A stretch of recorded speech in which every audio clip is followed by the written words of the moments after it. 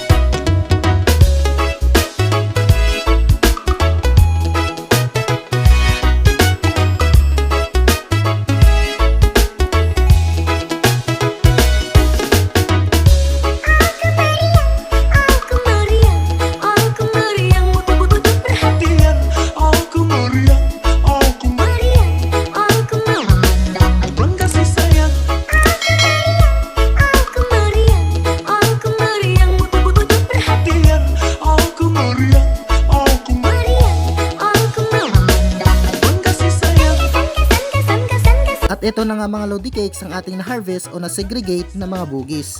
At kung napapansin nyo, ay madami na silang mga ugat at kailangan na silang mapasingawan at mairipat. Hanggang dito na lang ang ating video mga Lodi Cakes, at kung nagustuhan mo ang ganitong usapin, ay maaaring i-like, i-share at mag-subscribe. At i-click ang notification bell para ma-notify kayo sa susunod nating mga uploads.